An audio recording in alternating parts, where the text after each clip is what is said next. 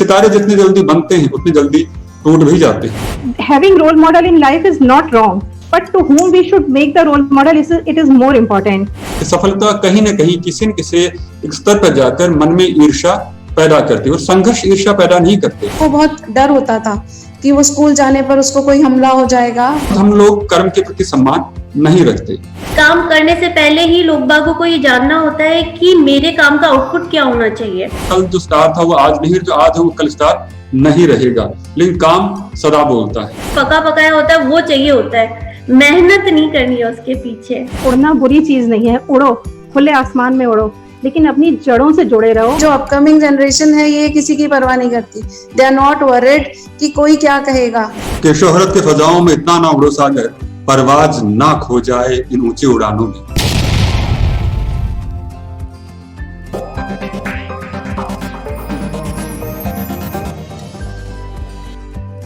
बशीर बद्र साहब ने एक बड़ी खूबसूरत सी बात कही है कि शोहरत की बुलंदी भी पल भर का तमाशा है, इस डाल पर बैठे हो वो टूट भी सकती है। कहने का मतलब ये कि जो शोहरत की जिस बुलंदी को लेकर हम अपनी जिंदगी में दौड़ धूप करते हैं, भागते दौड़ते रहते हैं और हमें लगता है कि हमें आगे और सबसे आगे निकल जाना है, इतना आगे निकल जाना है कि सारी दुनिया पीछे छूट जाए और हम लोग सितारे बन जाएं।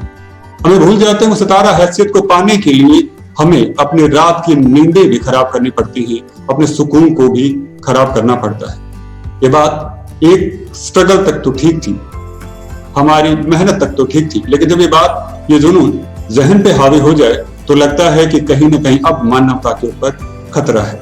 तो आज हम लोग जिस विषय के ऊपर हम चर्चा करने वाले हैं वो भी यही है कि समाज में एक नए तरह का कल्चर पैदा होता जा रहा है और उसे हम लोग कहते हैं सेलिब्रिटी कल्चर, सक्सेस का कल्चर। सबको सितारा बनना है और जो सितारे हैं उन्हीं के ही आगे पीछे रहना है। वो सितारा, और जबकि हम ये अच्छे से जानते हैं कि सितारे जो बनते हैं, कभी वो शेयर बाजार वो सितारे बनाती है, तो कभी सोशल मीडिया बनाती है, कभी हम मीडिया की अन्य ताकतें हैं जो कि लोगों को सितारा बनाते रहती हैं। और सितारे जितने जल्दी बनते हैं उतने जल्दी टूट भी जाते हैं। एक वक्त हुआ करता था कि जब सितारा बनने के लिए लंबा संघर्ष करना पड़ता था, अब वो संघर्ष की रिवायतें खत्म होती सी जा रही हैं। अब लगता है कि थोड़ा सा कुछ काम हुआ और सोशल मीडिया ने या शेयर बाजार ने उसे हाइप दे दी तो मान के चलिए कि वो सितारा बन गया, दूसरे दिन की सुर्खियां होता है। तो ये जितनी जल्दी सितारे बन रहे हैं और जितनी जल्दी बिखर रहे हैं, क्या वो इस जिंदगी का सही स्वरूप है? क्या उसी से मानवता का विकास होगा? कुछ ऐसी ही बातों को लेकर आज हम लोग चर्चा करने वाले हैं। उस चर्चा को मैं आगे बढ़ाऊं उससे पहले उन शिक्षाविदों से आपका परिचय करवाना चाहूंगा जो आज के इस मंथन की बागडोर को संभालने वाले हैं। मैं सबसे पहले अभिनंदन करता हूं मालिनी मलिक जी का, जो वर्धमान इंटरनेशनल स्कूल है उसकी प्रिंसिपल हैं। मालिनी जी, आपका स्वागत है। मैं स्वागत करना चाहूंगा करुणा नागपाल जी का, जो ऑरबिंदो इंटरनेशनल स्कूल हैं उसकी प्रिंसिपल हैं। करुणा जी, आपका हार्दिक अभिनंदन है। और मैं सरिता जायसवाल जी का अभिनंदन करता हूं जो केडी पब्लिक स्कूल की प्रिंसिपल हैं। आप सभी लोगों का अभिनंदन। जैसा कि मैं जिक्र कर रहा था कि एक नए तरह का कल्चर हमारे समाज में देखने को मिलता है और उससे हम लोग कह रहे हैं सेलिब्रिटी कल्चर, यानी जो सितारे हैं जो चमकते हैं उनके आगोश में रहना, उनके इर्द गिर्द ही रहना। हमें लगता है कि किसी स्टार ने एक अच्छी सी उसके साथ में अगर हमको अच्छी सी फोटो खिंचवा लें तो हम लोग उसे सोशल मीडिया पर डाल के इतनी वाहवाही लूटने की कोशिश में लग जाते हैं कि ढेरों लाइक्स मिलें, ढेरों कमेंट्स आएं और इसी तरह से हम लोग किसी न किसी एक अंधी रेस का हिस्सा बने रहते हैं। तो मैं पहला सवाल जो लेकर मालिनी जी की तरफ बढ़ना चाहूंगा। मालिनी जी, आपकी नजर में जो सेलिब्रिटी कल्चर है बेसिकली ये है क्या और कैसे हमारे सामने है?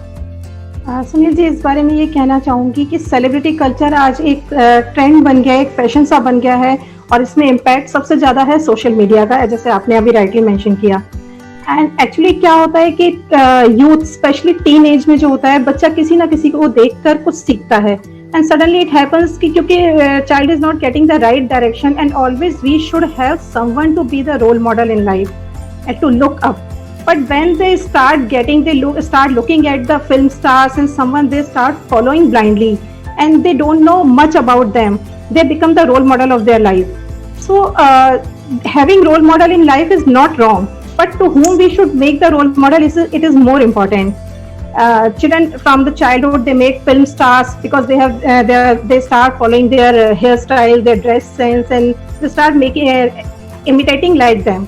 So this is not the right way. If we want to make the role model, we should see the qualities of the person first of all.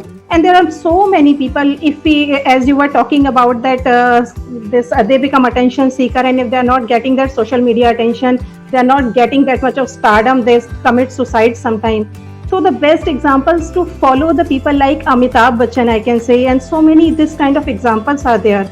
Everybody knows that Amitabh Bachchan, how he has faced the rejection in life, and then he reached to the height and beginning 7 movies. He was flopped in these 7 movies, and suddenly after Janjeer movie, he got the stardom. Then one time came when he was on bankrupt. Actually bankrupt we can say. Then again he bounced back. He struggled hard. So children should learn from these role models. They can make role models, and then they should see the not only the brighter part of their life. They should see the after how many darknesses, after how many hardships they have reached to that stardom. So in this, teachers and parents also should play a very important role in this. That they should tell the success stories of these celebrities. That what hardship they have gone through and what all they have faced in their life. Like we can take the example of Akshay Kumar. We can take example of so many other people. Akshay Kumar, as we know, he was a waiter only. And then where he has reached. But those who are following Akshay Kumar, they are following his style and all, fitness and all. They don't know how much he is working for humanity. He has donated huge amount of money for the Kargil, warriors also. So such kind of many examples are there. So here parents and social media, teachers, they should their role is very important in this, in framing the image and giving the right direction to the students to whom they should make the role model and how to follow, at what extent they should follow them, not blindly to become the fan and making temple and worshipping them. That is not the right way according me to choose the role model in the life. बड़ी अच्छी सी बातें कही आपने। कहीं ना कहीं हम लोग आकर्षण, एक ऑरा हमारे इर्द गिर्द रहता है और हम लोग देखते हैं कि वो लोग कहाँ पर हैं और फिर बस वही चीज हमें आकर्षित करती है। हम लोग ये भूल जाते हैं कि उन्होंने कितनी मेहनत और कितने संघर्ष और कितने परिश्रम के बाद में वो मुकाम पाया है। तो मेरे एक जो सवाल है, जो अगला सवाल मैं लेके करुणा जी की तरफ बढ़ना चाहूंगा। करुणा जी, अभी मालिनी जी ने बड़ी खूबसूरत सी बात कही कि वो चमक दमक, वो शोहरत वो लोगों को आकर्षित करती है और वो उस आकर्षण में ये भूल जाते हैं कि उस चमक दमक के नीचे कितना संघर्ष दबा हुआ है।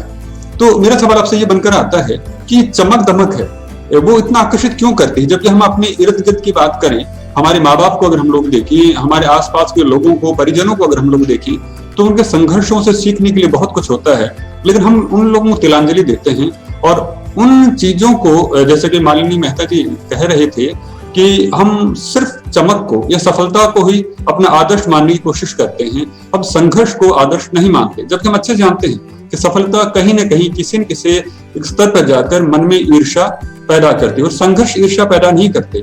उसके बावजूद हम संघर्ष से प्रेरित क्यों नहीं होते, सफलता से ही प्रेरित क्यों होते? सर, मेरा ऐसा मानना है कि सफलता कोई भी हासिल करता है तो उसके लिए कहीं ना कहीं उसने बहुत संघर्ष किया होता है। बिना किसी भी संघर्ष के सफलता आसानी से हासिल नहीं होती। तो हमें एज टीचर्स, एज प्रिंसिपल, मुझे ऐसा लगता है कि हमें गाइड करना चाहिए लोगों को उस तरफ कि वो किसको अपना रोल मॉडल बनाए। और हर एक जना रोल मॉडल बनने के लिए हर एक जने को किसी ना किसी चीज से कोई चीज उसको प्रभावित करती है, उसका एक इम्पैक्ट उनकी लाइफ पर आता है। वो इम्पैक्ट किसी भी फील्ड के से आ सकता है। It can be from sports, it can be from lifestyle, it can be from the film stars if we are talking about celebrities as film stars, as Malini ma'am has given the example of Amitabh Bachchan, Akshay Kumar. So there are many people we come across. I can give you one example from the education field, that is Malala Yousafzai. She was the one who when used to go to school, तो उसको बहुत डर होता था कि वो school जाने पर उसको कोई हमला हो जाएगा, but at present she is working for the education of young children, girls के लिए बहुत वर्क कर रही है। She is the youngest Nobel Prize winner.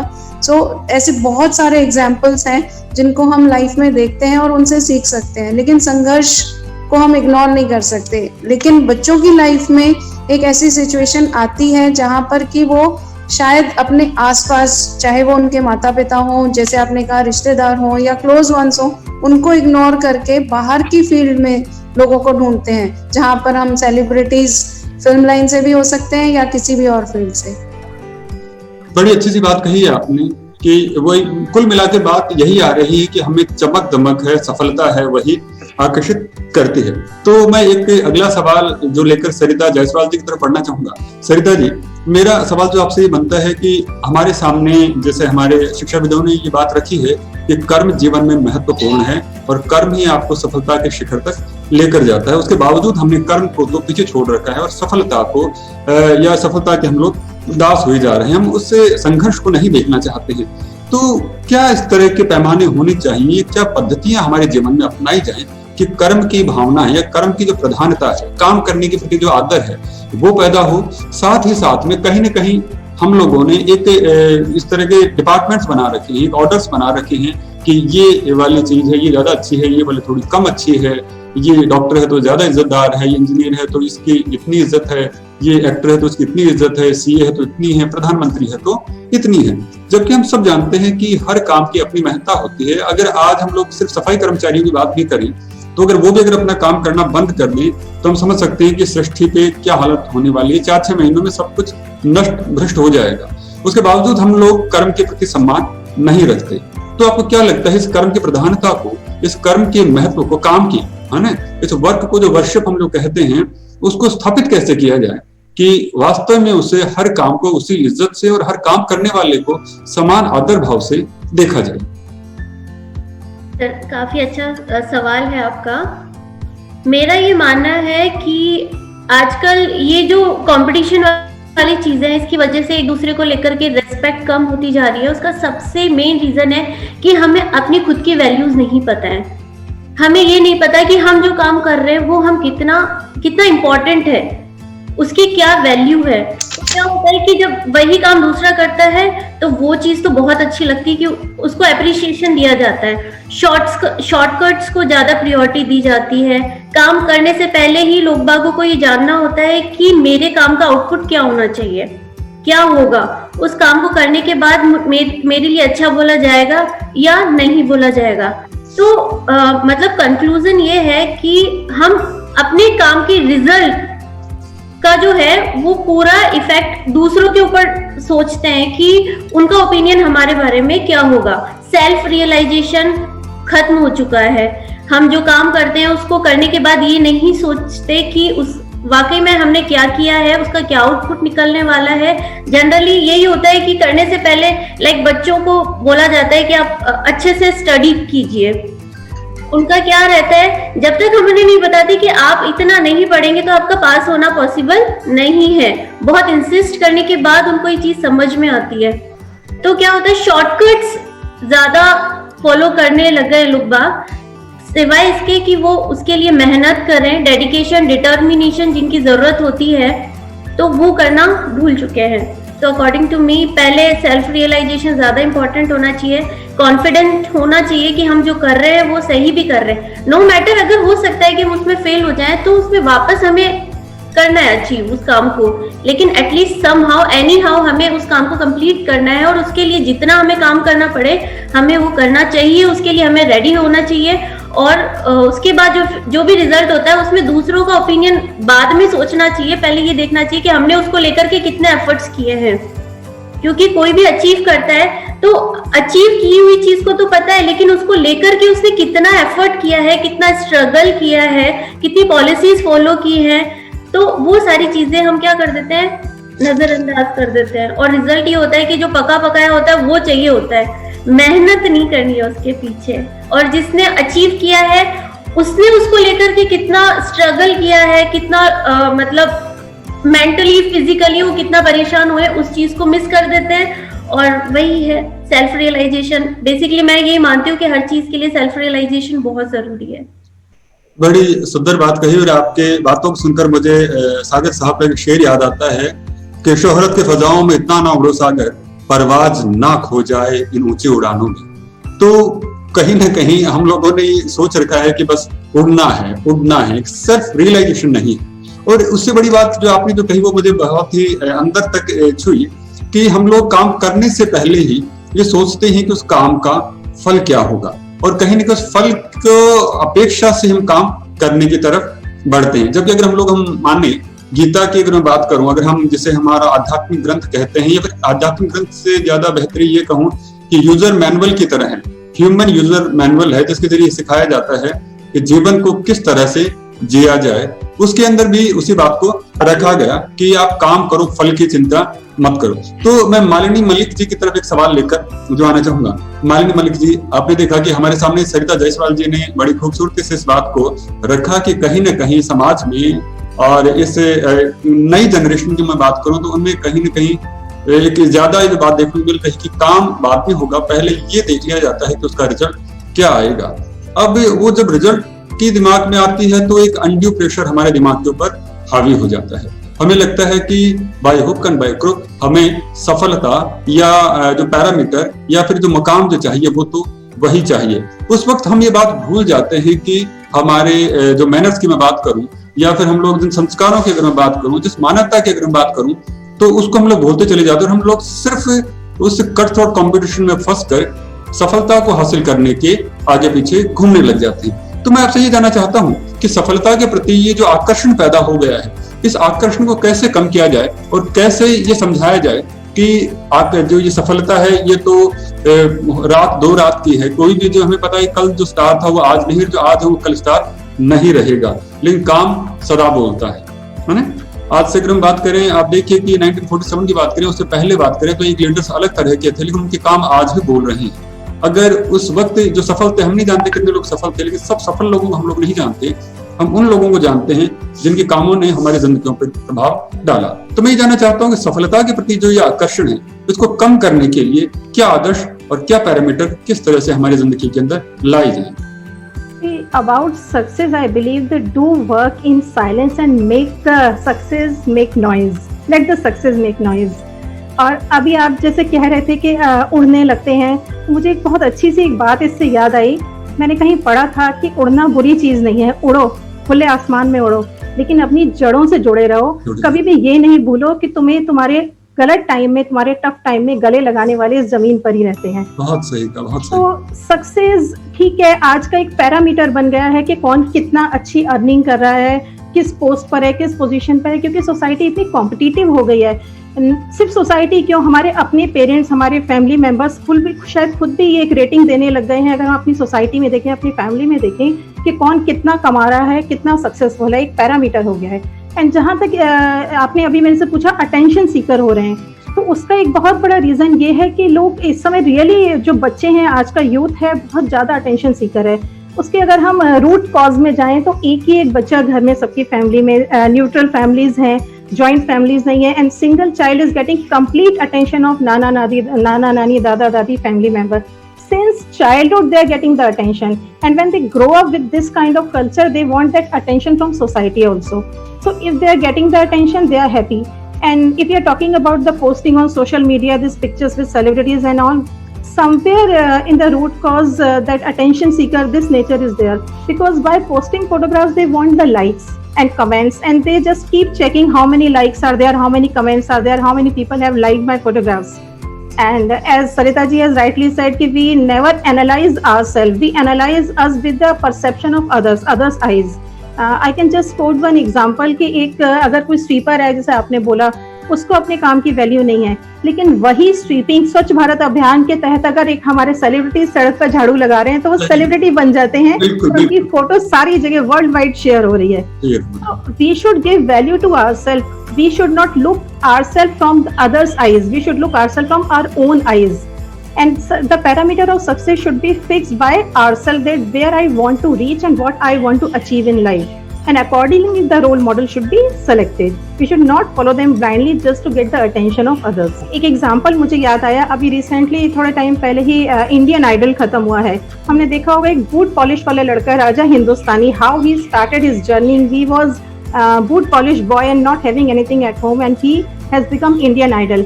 So this is the right model to choose. Right model is not, इतना छोटा काम करने वाला भी अगर कैलिबर है, टैलेंट है, तो अटेंशन भी मिलेगी सोशल मीडिया की और सब कुछ मिलेगा, but there should be consistent work, hard work, बिल्कुल सही बात कही आपने कि यानी अगर हम लोग हमारे हार्ड वर्क पे ध्यान नहीं देंगे, अगर हम लोग जो काम कर रहे हैं उसके ऊपर ध्यान नहीं देंगे, अपने आप को पॉलिश करने का ध्यान नहीं देंगे, तो आप चाहे कितना भी कर लें, कितना ही हम लोग ग्लैमर की बात कर लें, हम चाहे दूसरों के पीछे भाग सकते हैं, लेकिन हमारे पीछे कोई लोग भागे, दौड़ें या प्रशंसा करें, वो बात जीवन में कभी नहीं आएगी। करुणा जी, एक जो सवाल मेरे अक्सर जो दिमाग में आता है कि पहले परंपराओं की बात करूं, मैं एकदम पास में जा रहा हूँ, एंसेंट में बात कर रहा हूँ। एक वक्त हुआ कि भगवान राम हुआ करते थे, भगवान कृष्ण हुआ करते थे, महाराणा प्रताप थे, महात्मा गांधी, अंबेडकर, बुद्ध, मतलब ढेरों महापुरुष हमारे जीवन में, भगवान महापुरुष हमारे जीवन के अंदर आए हैं। उन सभी के जीवन से हमें एक सकारात्मकता और लंबा संघर्ष देखने को मिलता था कि उन्होंने किस तरह से संघर्ष किया और कैसे संघर्ष करके वो आगे आए। और हम एक जो पॉजिटिव जो छवियां होती थी, सकारात्मक जो छवियां होती थी, उन्हें ही आदर्श बनाते थे। आजकल एक नई सी बात आप देखने को आ रही है, आप सोशल मीडिया में जाइए, गूगल पे सर्च करके देखिए कि लोग अब सिर्फ सफल लोगों को देखते हैं। उन्हें कोई फर्क नहीं पड़ता है कि वो राम है या वो रावण है, उन्हें कोई फर्क नहीं पड़ता कि वो कौन है, उससे समाज को नुकसान हो रहा है या फिर फायदा हो रहा है। उससे सिर्फ ये फर्क पड़ता है कि वो चर्चा का विषय है नहीं है या नहीं है। तो ये चर्चा का विषय जो बने रहने की जो बात है, कहने का मतलब कि लोगों ने नेगेटिविटी और पॉजिटिविटी का जो गैप था वो बिल्कुल खत्म कर दिया है और अब उन्हें सिर्फ चर्चा में शुमार होना है। फर्क नहीं पड़ता कि हम सही हैं या गलत हैं। तो सही और गलत का जो भेद खत्म होता जा रहा है, इसकी क्या वजह मानते हैं? सर, इसमें मुझे लगता है कि एक्सपोजर बहुत ज़्यादा है बच्चों के पास। आज जैसे ही आपने कहा कि गूगल करके देखिए, तो आज गूगल करते हैं तो हमें अच्छा और बुरा सब देखने को मिलता है। It is just at the finger tips of the children, they can go and find out anything they want to. So because of that exposure, सारा नेगेटिव भी उनके सामने है और पॉजिटिव भी उनके सामने है, लेकिन वो नेगेटिव की तरफ टेंडेंसी होती है कि ज्यादा अट्रैक्शन होता है, उधर ज्यादा क्यूरियोसिटी होती है कि क्या हो रहा है उसको जानना।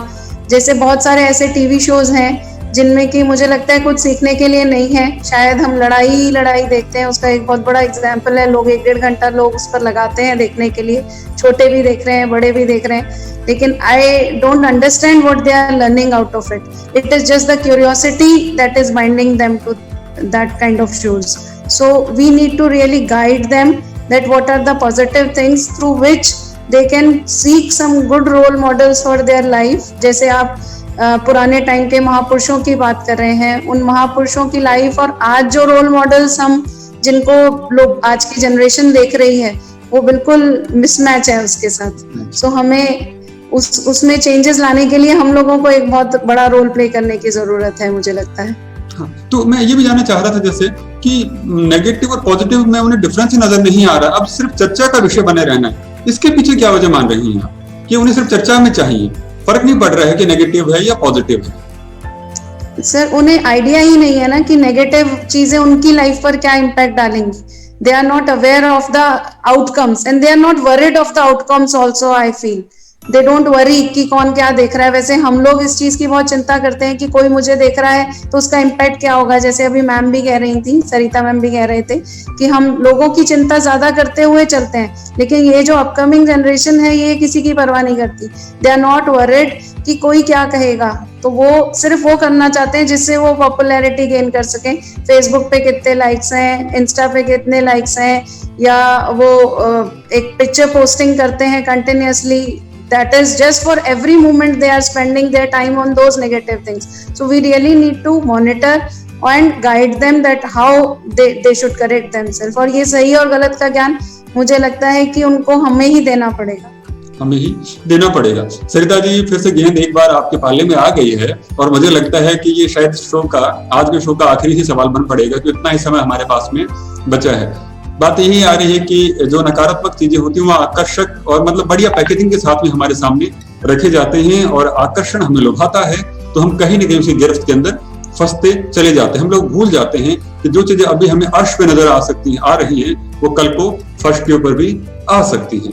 तो एक जो सवाल फिर से मैं आप ही की तरफ लेकर बढ़ना चाहूंगा कि जैसे भी बात आई कि नेगेटिव और पॉजिटिव में जो चीजें आकर्षित करें, जो पॉपुलर बना रही हैं, वो ही हमें चाहिए। यानी कहने का मतलब हमें पॉपुलर फेस बनना है। पॉपुलर फेस बनने में बुराई नहीं है, लेकिन उसके तरीके में बुराई है ना, उसके तरीके के अंदर बुराई है। तो आपको क्या लगता है कि हम उस सकारात्मकता को बढ़ा सके समाज के अंदर, पॉजिटिविटी को समाज का हिस्सा बना सके और लोगों को ये भेद समझा सके कि अगर आपने पॉपुलरिटी पा भी ली है ना, लेकिन नेगेटिविटी के जरिए अगर पॉपुलरिटी पाई है, हम लोग खूब देख सकते हैं हमारे इतिहास में ऐसे बहुत सारे लोग रहे हैं जिन्हें नेगेटिविटी के जरिए नकारात्मक कामों से पॉपुलरिटी पाई, लेकिन आज उनके प्रति समाज का क्या सम्मान है। या फिर आप खुद भी जानते हैं, मैं ज्यादा दूर की बात ना भी करूं तो हमारी फिल्मी इतिहास की मैं बात भी करूं तो कुछ ऐसे कैरेक्टर हैं जिनके नाम आज तक रखने, मैं प्राण साहब की बात करूं तो प्राण साहब का एक दौर हुआ करता था कि वो विलन बनकर आते थे और प्राण नाम 90 तक भी नहीं रखते, लोग डरते थे कि प्राण नाम तो हमें अपने बच्चों का रखना ही नहीं है। तो ये भय होता था उस नेगेटिविटी से। तो उस वो भय दोबारा से कैसे पैदा किया जाए लोगों के दिमाग में, क्योंकि देखो अगर हमने स्वतंत्र छोड़ दिया सबको कि जिसके जो मन में आ रहा है वो करे, तो जाहिर सी बात है कि हमारे मन में तो बहुत सारी बातें आती हैं, लेकिन सब समाज के लिए उपयुक्त नहीं होती।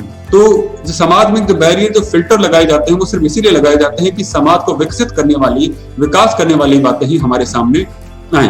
तो वो फिल्टर कैसे लगाए जाएं और वो क्या किया जाए समाज में, या हम स्टडी की बात करें, पढ़ाई की बात करें, शिक्षा की बात करें, उसे करिकुलम में क्या चेंजेस ऐसे लेकर आए कि वो फिल्टर दोबारा दुरुस्ती से काम करें। फिर दोबारा किसी का प्राण नाम रखने से, मैं प्राण साहब की बहुत आदर करता हूँ, इज्जत करता हूँ, लेकिन मैं एक बात बता रहा हूँ कि मिसाल है कि सब उनके नेगेटिव छवियों से लोग इतने भयभीत होते थे, बच्चों का नाम नहीं रखते थे। तो मेरा कहने का सिर्फ इतना सा तात्पर्य है कि उस नकारात्मकता हमारे जीवन पे हावी ना हो जाए, है ना, ये डर हमारे जीवन में कैसे पैदा हो जिससे कि हम लोग इस सकारात्मक एटीट्यूड के साथ में समाज का कुछ भला कर पाए। काफी अच्छी बात कही है आपने सुनील जी।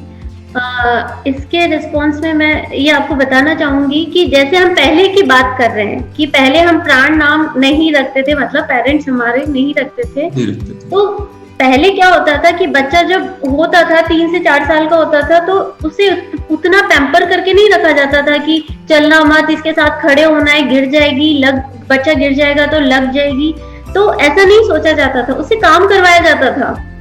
आज भी एजुकेशन पॉलिसीज क्या कर रही है, बच्चों से प्लांटेशन का काम करवा रही है स्कूल के थ्रू, क्योंकि पेरेंट्स तो क्या है अपने वर्किंग टाइम में इतना इन्वॉल्व हो चुके हैं कि वो बेसिक चीजें जो बच्चों की लाइफ में बहुत जरूरी है, घर का काम करना भी बहुत जरूरी है, तो बाहर का काम करना भी बहुत जरूरी है, तो ये सारी चीजों पे पेरेंट्स ध्यान नहीं देते। उनका ये होता है मैं अपने बच्चे की सारी जरूरत पूरी मुझे करनी है, लेकिन बच्चे को ये नहीं सिखाया जाता है कि अपनी जरूरत को खुद की मेहनत से कैसे हम पूरा कर सकते हैं, हम कैसे बड़ों का सम्मान कर सकते हैं। बड़ों का सम्मान करना, कोई उस चीज पे फोकस नहीं करते, बस एक बोला जाता है सॉरी बोलना सीखो, सॉरी बोलना सीखो, लेकिन सॉरी फील करना भूल चुके हैं। और पेरेंट्स भी इस चीज पे फोकस नहीं करते हैं, क्योंकि आज सबसे मेन इंपॉर्टेंट रोल जो होता है, आज क्या कभी भी शुरू से बच्चों की लाइफ में तो पेरेंट्स का, जो ग्रैंड पेरेंट्स उनके साथ रहते हैं वो, और जो टीचर्स, इनका मेन रोल हुआ करता था।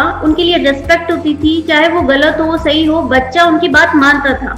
आज आपको वो चीज देखने को नहीं मिलेगी, क्योंकि क्या होता है उन्हें पैम्पर करके रखा जाता है, रियलिटी से दूर रखा जाता है, जरूरत पूरी करने पर फोकस करते हैं, खुद से उसके लिए क्या एफर्ट करना है उसके ऊपर फोकस नहीं किया जाता। और बच्चों को जैसा कि सोशल मीडिया पे वो देख ही लेते हैं कि वो सक्सेस अचीव कर ली, लेकिन उस सक्सेस के पीछे कितना एफर्ट हुआ उस पे फोकस नहीं करते। उस सक्सेस के पीछे उन पेरेंट्स का कितना सपोर्ट रहा, रिलेटिव्स का कितना सपोर्ट रहा है, स्कूल का कितना सपोर्ट रहा है, एजुकेशन का कितना सपोर्ट रहा, उनके अंदर की जो पोलाइटनेस है, ह्यूमैनिटी है, उसकी वजह से वो उस लेवल पे पहुंचा है। तो वो चीजें तो नहीं बताई जाती है, सीधा उसकी सक्सेस को बता दिया जाता है। तो जो मेन पॉइंट्स है बच्चा उसे मिस कर देता है, और उसे तो लगता है कि सिर्फ हाँ, तो 6th क्लास का बच्चा भी अपने आप को IAS के लेवल का मान करके ना पेरेंट्स को सुनना पसंद करता है, ना ग्रैंड पेरेंट्स को सुनना पसंद करता है, और स्कूल और टीचर्स को तो आपको पता ही है कि सिर्फ एक कमान, उनका तो ये माना जाता है कि हाँ ये हमें पढ़ा रहे हैं, इनका मतलब इनका बेनिफिट है, ये तो सिर्फ कमाने के लिए इस चीज को कर रहे हैं। तो रेस्पेक्ट वाली चीज जहां नहीं होती वहां पर सक्सेस भी अचीव नहीं होती। तो मुझे जो लगता है कि पहले वाला तरीका बहुत अच्छा था, जिसमें बच्चे को 3 से 4 साल होते ही उनको काम में डाला जाता था, क्योंकि 10 साल का बच्चा जितना, मतलब 10 साल तक की एज टाइम में वो जितना सीख सकता है उतना वो बाद में नहीं होता। उनकी कैचिंग पावर उतनी स्ट्रांग नहीं होती, उनकी विल पावर इतनी स्ट्रांग नहीं होती। तो मेरा तो यही मानना है कि जो पहले बच्चों को स्टार्टिंग से ही काम में एनरोल किया जाता था, तो वो पढ़ाई भी करते थे, तब वो घर का काम भी करते थे, फार्मिंग भी वो कर लेते थे, मार्केटिंग भी वो कर लेते थे, और 20 इयर्स की एज तक आते आते तो एक कंप्लीट वो फैमिली को सपोर्ट कर लेते थे, और उनको ये पता था कि ग्रैंड पेरेंट्स को भी सपोर्ट करना है तो आने वाले बच्चों को भी सपोर्ट करना है। एक कंप्लीट सिनेरियो उनके सामने होता था। और आज 30 इयर्स की एज में भी यही होता है कि मुझे जॉब करनी है, भले ही उसके पीछे पेरेंट्स की क्या हालत हो रही है मतलब आसपास के लोगों की क्या कंडीशन है, उस चीज से वो पूरी तरह से अनअवेयर होते हैं। और यही रीजन है कि 30 साल के होने के बाद भी उनके जॉब लगने के चांसेस बहुत कम होते हैं। बहुत सुंदर आपने बात कही, और मुझे लगता है कि इस कार्यक्रम का समापन आपने बहुत ही सुंदर शब्दों और भावों के साथ में किया है। इसके लिए मैं आपका एक अतिरिक्त अभिनंदन करना चाहूंगा। बड़ी बात कही कि जिम्मेदारियों से विमुख होते जा रहे हैं हम लोग, बच्चों को ओवर पैम्पर कर रहे हैं, हम लोग भूल रहे हैं कि ये ओवर पैम्परिंग है कहीं न कहीं हमारे ही जीवन को खराब कर रही है, हमारे ही समाज को गलत दिशा की तरफ लेकर जा रही है। सरिता जी ने बड़ी खूबसूरत सी बात कही कि पहले जो बच्चा 18 साल, ये 15, 16 साल, 18 साल, 20 साल में कमाने लग जाता था, आज वो 30 साल की उम्र में आकर भी मुंह तकता है कि अभी तो मैं तैयारी कर रहा हूँ, देखता हूँ कि किस तरह से फिर मेरे कोई मौका आएगा मेरी तरफ और मैं उसे झपटूंगा और आगे निकल जाऊंगा। हमें भूल जाते हैं कि उस 30 साल के जो फलसफे के अंदर, उससे एक लंबे से अंतराल के अंदर कितने लोगों की आस कहीं, संभावनाएं कहीं, आशाएं कहीं वो टूट चुकी होती हैं, क्योंकि हमने चीजों को एक लास्ट रेट देना सीख ही नहीं रखा है। जीवन में चीजों को लास्ट रेट नहीं देंगे तो हम लोग सफलता भी और सम्मान भी हासिल नहीं कर सकते, क्योंकि हमने तो हमारा कंफर्ट देख रखा है कि मुझे आराम 30 साल में मिल रहा है या 35 में मिल रहा है या 50 में मिल रहा है, मैं तो तभी काम करूंगा। तो ये बहुत सुंदर बात कही आपने कि हमें अपने जीवन को एक लास्ट रेट तो देनी ही होगी, कि और हर चीज को लास्ट रेट कहें, और कहूँ कि एक आराम की मैं बात करूं तो उसको भी एक लास्ट स्टेज देनी होगी, इससे ज्यादा आराम बच्चों को ना दिया जाए, क्योंकि उन्हें अगर आराम की इस तरह से आदत पड़ गई, उन्हें कंफर्ट जोन में इस तरह से रहने की अगर आदत पड़ गई, तो जाहिर सी बात है कि फिर वो अपने आप को आसानी से उस समाज के लिए उपयुक्त नहीं बना पाएंगे।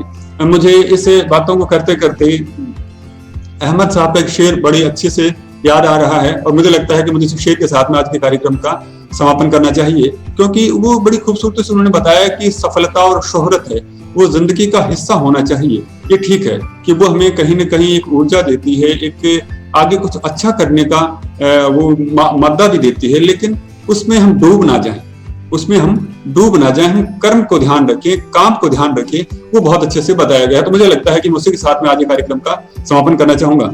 अहमद साहब ने कहा कि बिकता रहता सरे बाजार कई किस्तों में, शुक्र है मेरे खुदा ने मुझे शोहरत नहीं दी। तो ये बहुत खूबसूरत बात है कि शोहरत के पीछे अगर हम लोग भागने की कोशिश करेंगे तो समाज के लिए हम उतने उपयोगी नहीं हो सकते। अगर हम चाहते हैं कि समाज के लिए उपयोगी हो और हमें आदर्श मान के आने वाले जीवन में अपनाए जाएं, तो उसके लिए जरूरी है कि थोड़ा सा तो खुद के लिए भी सख्त होइए और आराम को अपनी जिंदगी से निकालिए।